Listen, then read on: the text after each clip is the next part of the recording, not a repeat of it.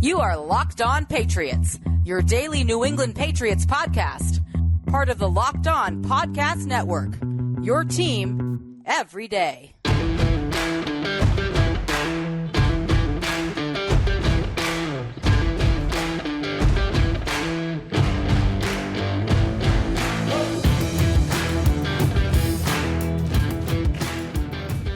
New England Patriots fans, Washington Commanders fans, welcome to Crossover Thursday here on the Locked On Podcast Network, your team every day. And of course, we are crossing the streams today between Locked On Patriots and Locked On Commanders, a 1 p.m. kickoff this Sunday from Gillette Stadium. And it's always going to be a lot of fun when these two teams hit the gridiron together. And it's always even more fun when I get to share the microphone with my good friend and colleague today, host of Locked On Commanders, David Harrison. It's always a lot of fun, bud. I think most of the time that we talk in recent years has been because of Tom Brady going to the Buccaneers and my other show, Locked On Bucks. So it's nice to talk to you. It's always nice to talk to you, but it's nice to talk to you with a little bit of non-Brady conversation, even though I just brought him up. So I guess that's dead in the water, but nice to talk to you anyway. Absolutely. Well, Patriots fans always love them some Tom Brady talk. So you definitely endeared yourself to our audience here on Locked On Patriots. And you know what? Commanders fans don't have, I don't think, that much animosity toward Tom. So we're probably dealing with a neutral crowd. But folks, it is Crossover Thursday. And today's Crossover Thursday episode brought to you by PrizePicks, the easiest and most exciting way to play daily fantasy sports. Go to prizepicks.com/LockedOnNFL and use the code, all lowercase, Locked On NFL for a first deposit match up to $100. And of course, David, New England Patriots at 2-6, Washington Commanders at 3-5, two teams that are right now feeling the effects of a lot of things, whether it be personnel loss, whether it be struggles on the field. There's an awful lot going on with these two franchises. But the one thing that I think we can agree on is these two teams are looking toward the future. Whether it be the immediate future or the not so immediate future, that's where these two teams are right now. For the benefit of my listeners on Locked On Patriots, you being the visiting team, what would you say is the biggest story coming out of DC right now when it comes to the Washington Commanders? Yeah, it's the trades of Chase Young and Montez Sweat and you know the fallout that's going to happen around that. And obviously you've got a little bit of question about the long-term future of the franchise and whether or not this is a sign that Ron Rivera and his coaching staff are going to be dismissed at the end of the season or even earlier, depending on how the rest of the season goes. And then, of course, you got the short-term future, which is, I think, what Patriots fans are going to be more concerned about. So I'll stick to that part of the conversation, which is what is this defense going to look like now without arguably two of their four best defenders on the field anymore. And I think that's really the largest reaction here. And you know, we took this into the locker room on Wednesday when we got to speak to them, Mike, and we asked a lot of these players that, look, the national media, some fans of the Commanders, a lot of football fans that are just around the league are all looking at this as the franchise, new owner, new managing partner, senior owner, Josh Harris, and the ownership group, including Magic Johnson, basically waving the white flag on this season and punting and saying, okay, you know what, 2023 is a wash.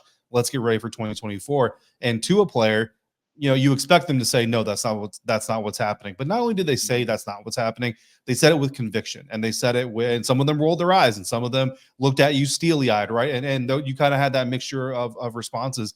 But being around these guys, Mike, and seeing them at practice, seeing them in the locker room, I don't think it's lip service. I don't think it's locker room talk. I don't think it's coach speak. This roster, this coaching staff, this team is coming out planning on being competitive every single week, every single weekend, and they come out planning to win every single game, including this one on the road in a very, very difficult place to win, which is Gillette Stadium. So while the story of Chase Young and Montez Sweat leaving is important, the spirit and emotion of this team coming and looking to win the game, I think, is more important to the Patriots, more important to Patriots fans, because they should absolutely expect a motivated and a hungry defense and a hungry Commanders team in general looking to break a 2-game losing streak.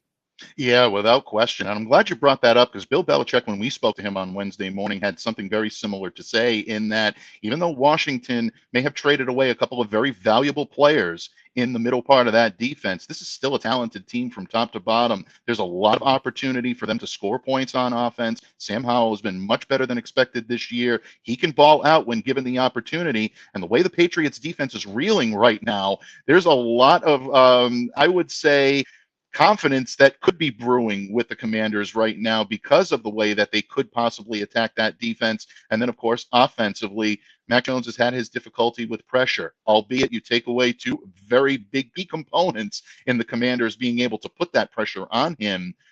Still, there are opportunities to be had, and the Patriots do have to rise above the loss of some very key members of this team. And honestly, David, that's probably the biggest story coming out of New England right now is the loss of Kendrick Bourne.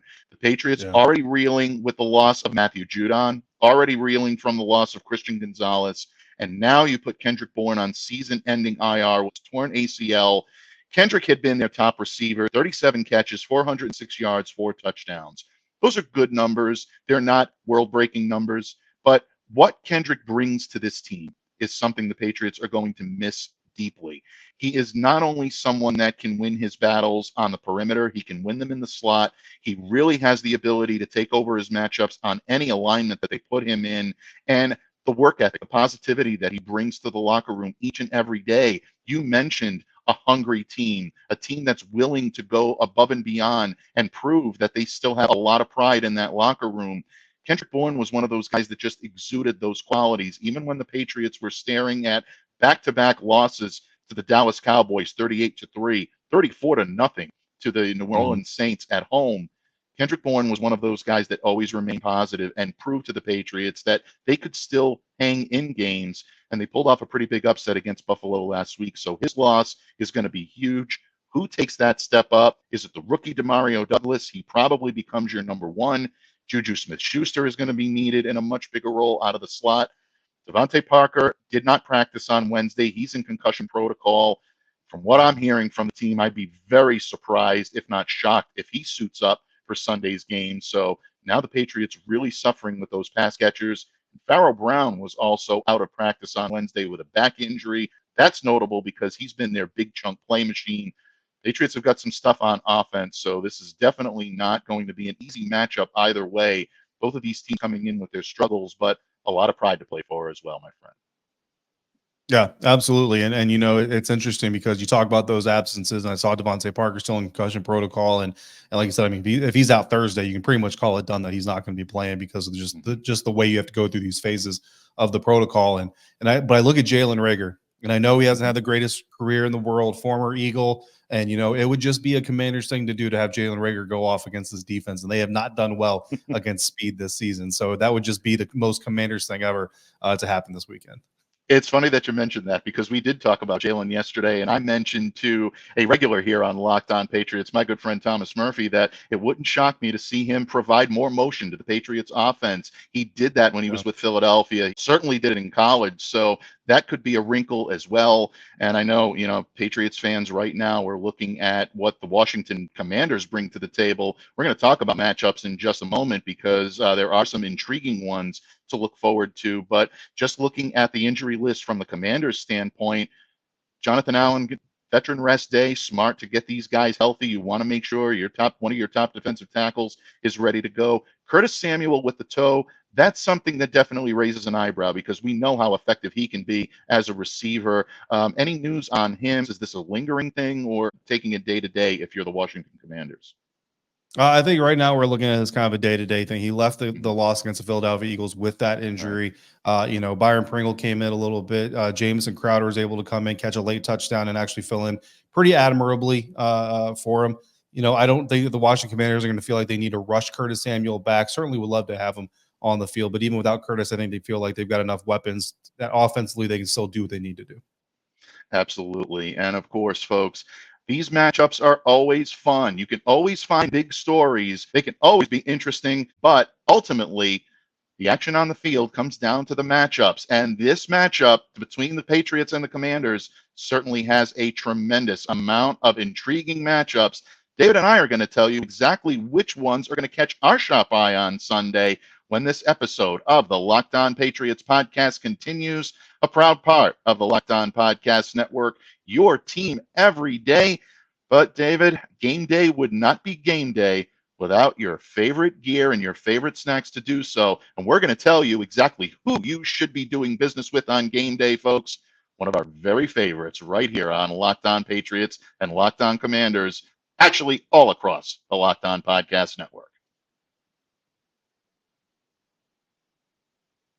Pats fans and Commanders fans, what is more important than watching your favorite team compete on game day?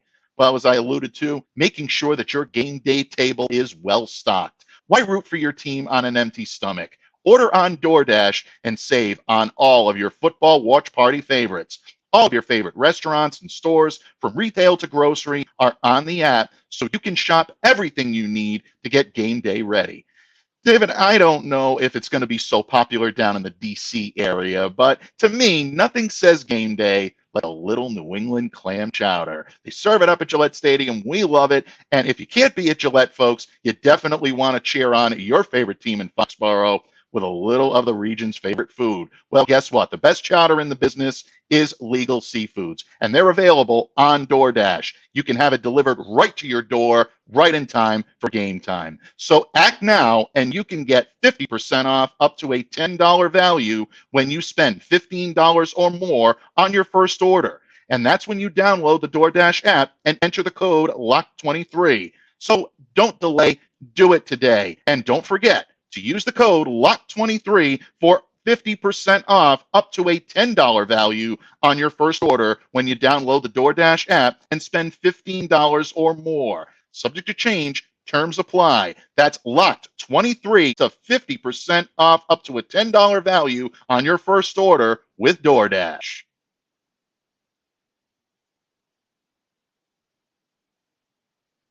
Patriots fans and Commanders fans, welcome back to this Locked On crossover Thursday episode.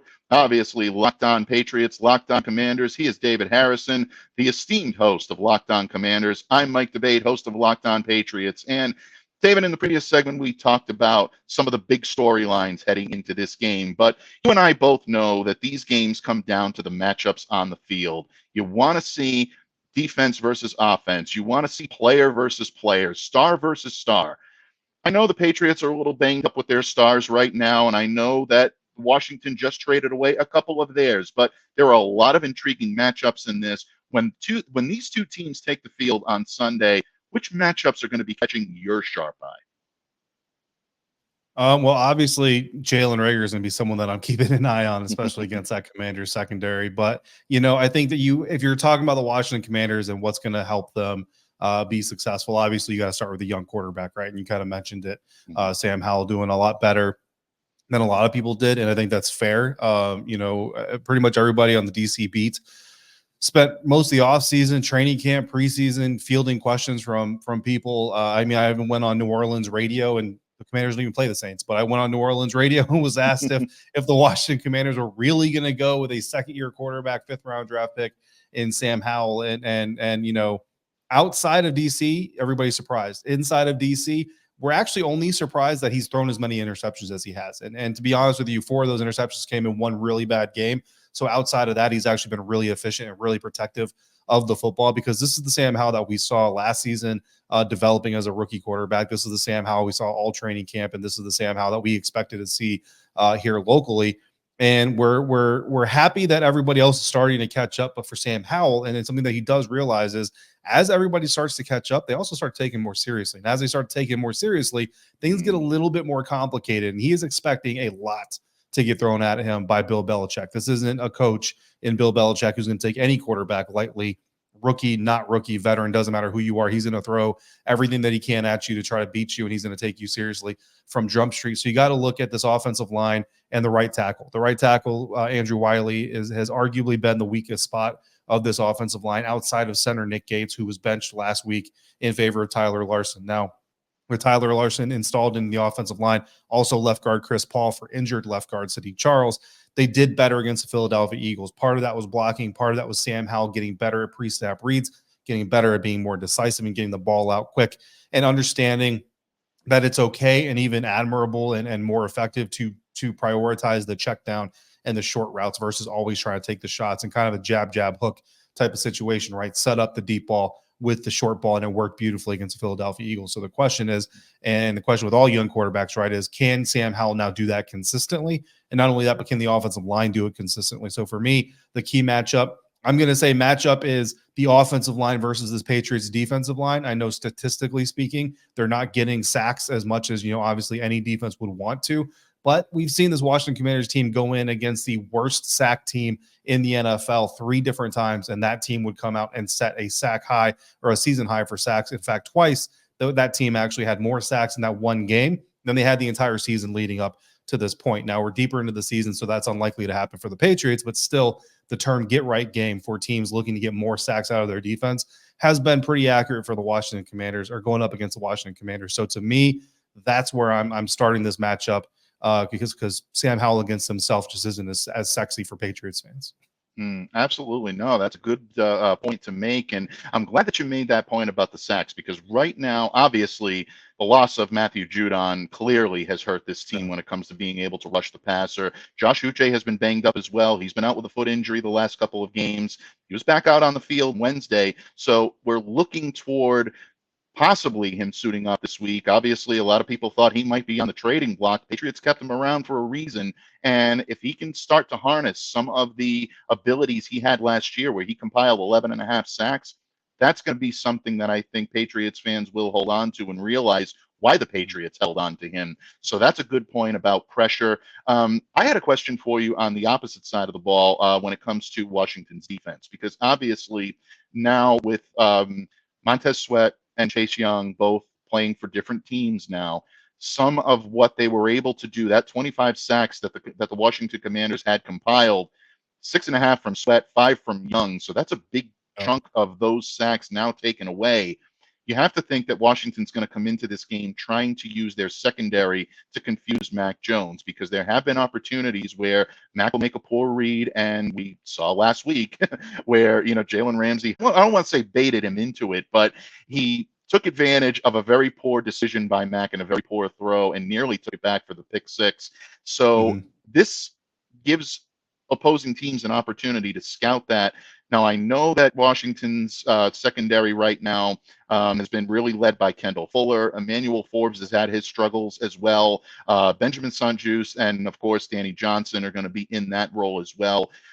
Is there any opportunity that you see from Commanders that lead you to believe that they can take advantage of Mac Jones, even if he's not under pressure, maybe force him into some bad throws and kind of force some turnovers there? Because that's been an Achilles heel of the Patriots.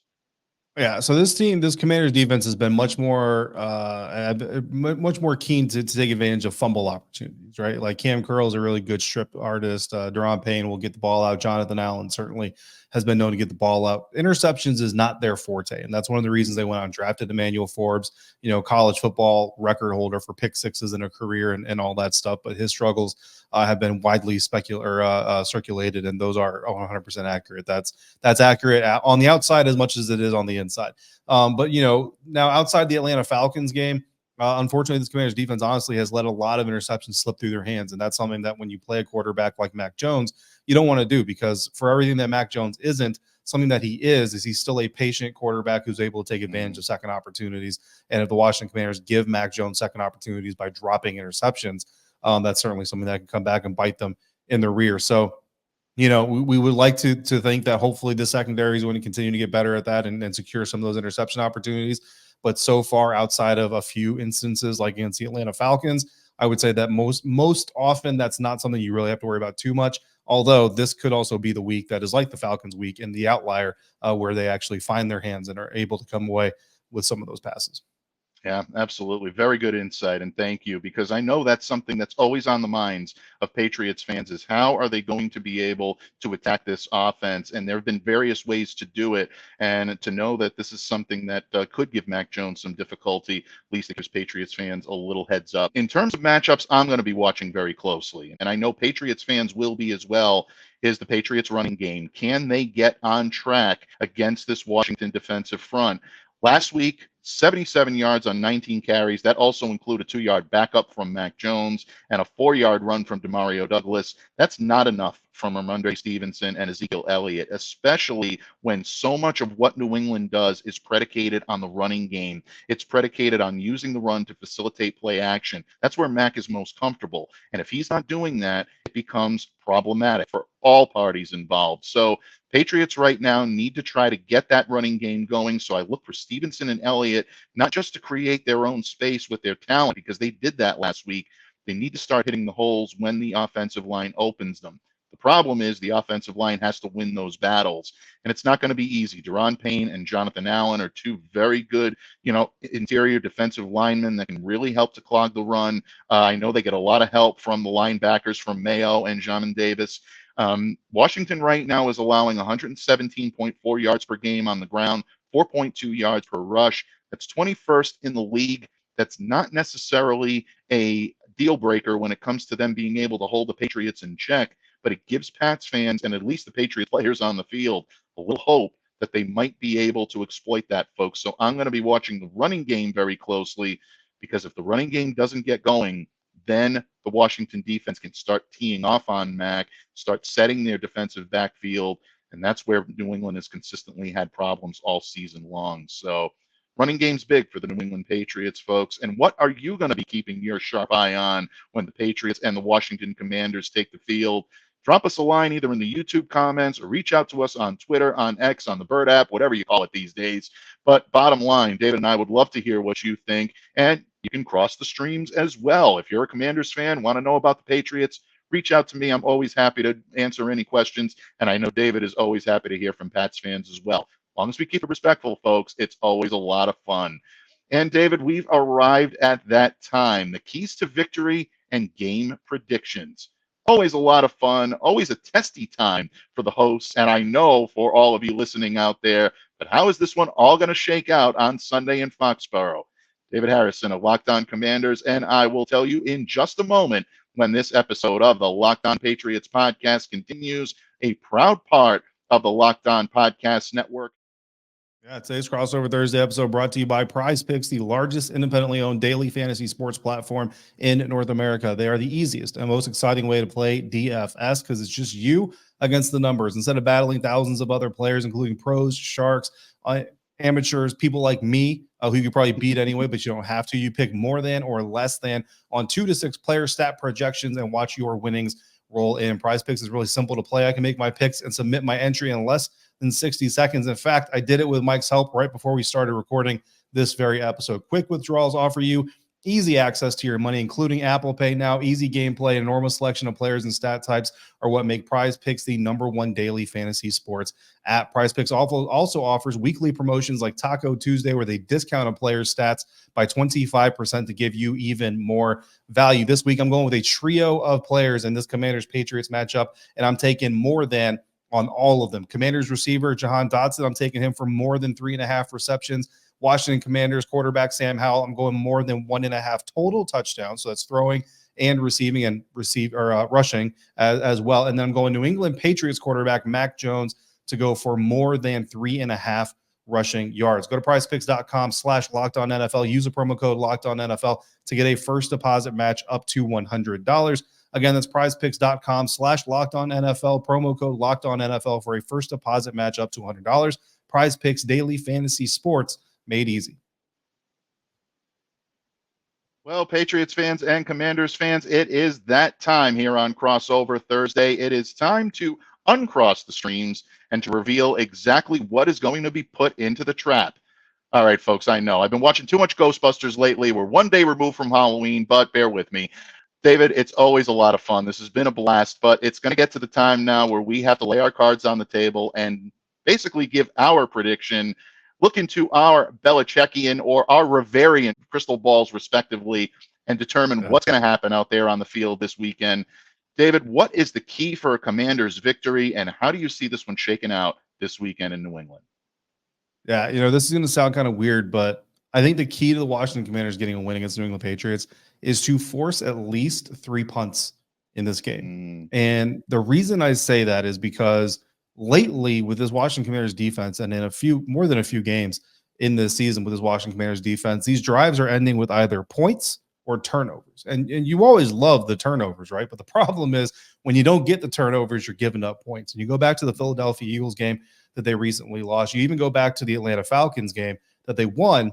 But the reason they won is because they had 3 takeaways. One of those takeaways was somewhat garbage time towards the end of the game. But 2 of those takeaways that the Washington Commanders had, the Atlanta Falcons were in scoring range. If Desmond Ridder does a better job of taking care of the ball, they get at least 3 points, potentially have another opportunity to score a touchdown, because none of those interceptions came on 3rd or 4th down opportunities. But Desmond Ridder, being a young quarterback, put the ball in peril, and the Commanders were able to take advantage of it. Then you turn to the Philadelphia Eagles, and this is a game where they had multiple takeaways from the Philadelphia Eagles offense, which usually spells the opportunity to have success, especially 2 takeaway fumbles inside their own 5-yard line. The problem is they also gave up nearly 40 points. So when you take the 40 points that they nearly gave up, plus the 2 takeaways inside their own 5, and you kind of see where I'm coming from, the Washington Commanders are not forcing a whole lot of punts recently in the season, and that's what they need to do against the New England Patriots. Now, look, if they can supplant 3 of those punts with 3 extra takeaways, and we end up with 5 takeaways for the Washington Commanders defense, of course, I will humbly take that, and you're probably looking at a Washington Commanders win. But outside of the world where Mac Jones just gifts this Commanders defense 3 takeaways, they need to be able to stop the Patriots offense from doing things without the need of an interception or a fumble recovery, because that is the way you play most of your complementary football in the National Football League. When we talk about sustainable models, that's the sustainable model we need out of this Commanders defense. Yeah. Besides being good friends, folks, you can tell that we're like-minded, because mine is essentially a mirror image of yours in terms of a key to a New England Patriots victory. Folks, if the Pats are going to win this game against the Commanders on Sunday, they need to muster better than 2 of 11 on 3rd and 4th down conversions. The Patriots converted only 1 of 9 3rd down conversion against the Miami Dolphins. That is not going to cut it, folks. Every time the Patriots lag in that area, they struggle. This is not a team that is built to come from behind. This is not a team that is built for 3rd and long situations. You have to keep defenses on their heels and keep your offense on the field, especially with a banged-up defense right now. Everybody makes a whole lot of Matthew Judon and Christian Gonzalez being out. These are 2 major holes, but this team has also had to deal with the losses either temporarily or for the season of guys like Josh Uche has been out for a couple of games with a foot injury, as we spoke about earlier. Keon White has been out on concussion protocol. Marcus Jones, their punt returner and their slot corner, has been on injured reserve and will be for the remainder of the season with a torn shoulder labrum. So the Patriots have had to put together some makeshift lines and makeshift secondaries to be able to make things work. But the one thing that they've been able to do on defense is fill those holes pretty well with guys like Jabril Peppers. Kyle Duggar has had big moments. Christian Barmore is playing up to snuff now. This is what the Patriots need to do on offense to be able to take pressure off of what Mac Jones does, and you need your pass catchers to step up this week, folks. I look for Hunter Henry to be a focal point of what Mac Jones looks for in terms of getting him the football. He could be a weapon on 3rd down. If Pharaoh Brown is healthy, he's also a guy that can get you some good yardage on 4th down, on 3rd and 4th down as well. So keep a sharp eye on his health for the week. But ultimately, the Pats are going to need guys like Demario Douglas, like you said, Jalen Reagor, and maybe even a Kayshon Boutte sighting this weekend, folks. Can't guarantee it, but it would be nice to see the rookie get a little play out there on the field, especially if Devontae Parker is not able to go. For the Patriots, it's about next man up and moving the chains. If they can do that, they'll have a puncher's chance in this one. Well, David, it is that time now. We have kind of danced around the subject. We are right at game prediction time. Are you feeling a little lucky, my friend? Do you want to give a score prediction here for all of our listeners on Locked On Patriots and Locked On Commanders? Yeah, I don't mind giving score predictions. Commanders are now 3.5-point underdogs in this game. Yesterday, they were 3-point underdogs. So basically, the odds makers are giving the Pats another half point because of Chase Young and Montez Sweat being out. But I will tell you, walking around that locker room, Mike, this team has got a chip on their shoulder. They hear everybody saying this team's throwing in the flag or throwing in the towel, waving the white flag because they got rid of Chase Young and Montez Sweat. And they're taking it personally. Remember, this is, and not for you, but for anybody who needs that reminder, this is the ultimate team sport, right? This is 2 of 22 starters. There's still 20 other starters for that Washington Commanders team that are still around. And then you talk about the rotations of players. Really, you're talking about 2 of about 30 players that get significant action on a regular game day that are now no longer with the Washington Commanders. So there are 28 other guys on that roster, give or take, that are certainly taking this a little bit personally. And I expect them to come out and fight against the New England Patriots. I expect them to come out with a little bit of teeth, and that's really what this team has been missing, to be quite honest with you, is teeth. And I'm not saying this is an addition by subtraction in totality for the Washington Commanders, but for 1 week, it's kind of like firing your coach. For 1 week, you might see a little bit of a feistier Washington Commanders team than you're used to seeing, and that's bad news for the New England Patriots. I'm going to take the Washington Commanders in this one. I am going to take them 24-21. So I've got them with a 3-point victory. But it's going to be interesting. I can't deny that it's going to be interesting to see what this team looks like without Montez Sweat and Chase Young permanently, because we've seen it before. But now that it's permanent, see if there's a little bit of a difference there. Yeah, without question. And anybody thinking that the Washington Commanders are going to come in distraught, folks, no, this team is not going to come in distraught. They definitely have a good amount of talent on the defensive side of the ball, both in the secondary and in the defensive front. And anytime you're fielding an offense that includes Terry McLaurin, Curtis Samuel, if he's healthy and able to go, Jahan Dotson, and of course, Logan Thomas at the tight end position, Sam Howell has a good amount of weapons at his disposal, and he can use them if the Patriots defense sputters. I think the Patriots defense feels they have something to prove, especially after a subpar outing against the Miami Dolphins last week. They want to show that they're not only going to be stingy against the run, but that this team, this secondary, can defend against the pass. And J.C. Jackson's going to be playing with a little bit of a chip on his shoulder, and I think that means good things for guys like Jonathan Jones, who is a little banged up right now and could use some help in that secondary. Maybe Miles Bryant moves up, and Jack Jones as well, the X factor here in the secondary, guy who's finding his stride a little more each and every game he plays. He could be a significant factor as well. But ultimately, I think it's going to come down to whether or not the Patriots can take advantage of the changes in the Washington pass rush. I think if that offensive line can give Mac Jones just a few extra ticks on the clock, I think the Patriots are able to exploit that. I think they take this one by a final of 24-17.